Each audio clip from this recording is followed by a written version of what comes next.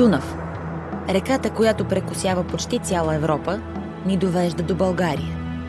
Като верен страж на портите се е изправила могъщо и непоклатимо средновековна крепост. Бабини видини кули.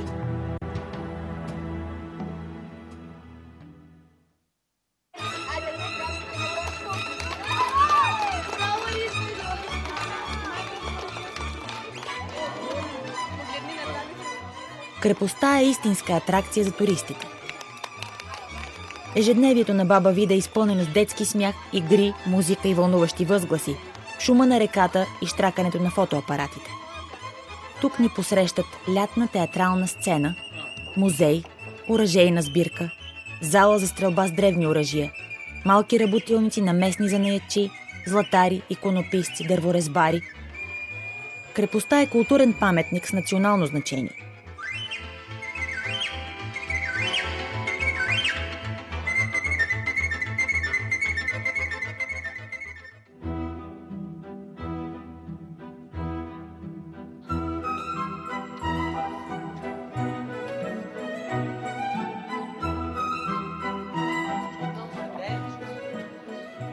Баба Вида е построена върху част от основите на римската крепост Бонония, а основната конструкция датира от времето на Второто българско царство, 12-14 век.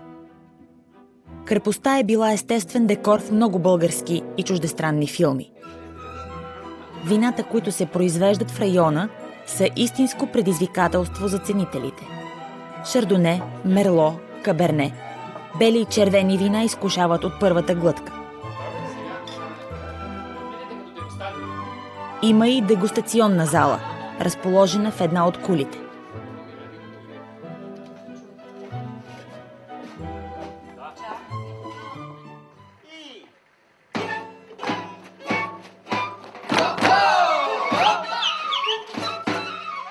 Лятната сцена е място за концерти, театрални постановки, куклени представления. Почти ежедневно там могат да се наблюдават репетиции и спектакли. Фолклорните представления са едни от най-предпочитаните от туристите, заради изключителността на българските ритми, неравноделните размери, непостижимата сложност на стъпките, народните традиционни носии с цялата им пъстрота и ведрост. Всичко това ни препраща в древни времена, за да разкрие една древна култура и дълбоки, изконни традиции на красива България.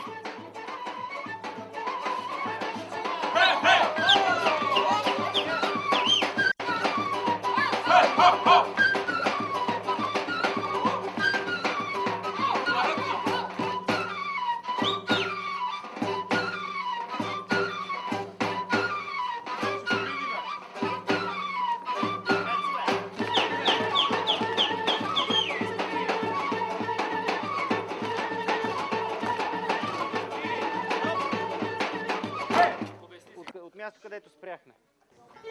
Ръце назад, ръце на кръста, направо и...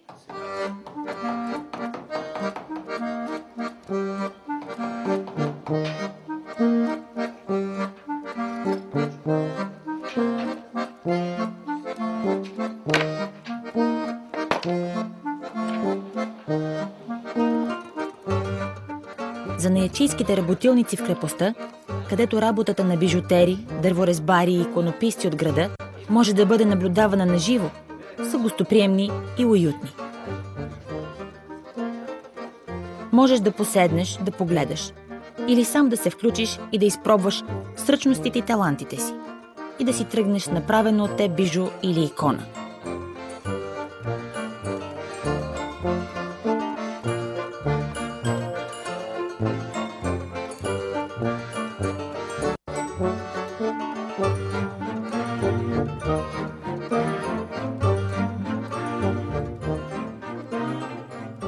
В хладните зали във вътрешния двор на замъка се помещава музейна експозиция, която представлява различните епохи от историята на замъка. До нея е изложбената зала. В нея артисти от Видин, художници и фотографи излагат творбите си.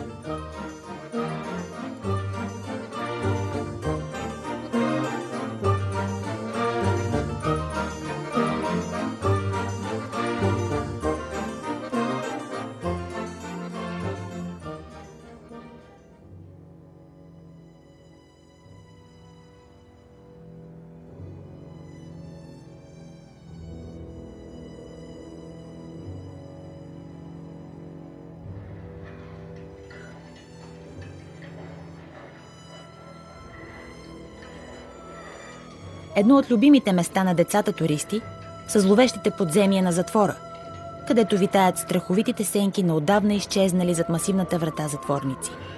Възстановките са истинско представление от изкусни макети и автентични звуци.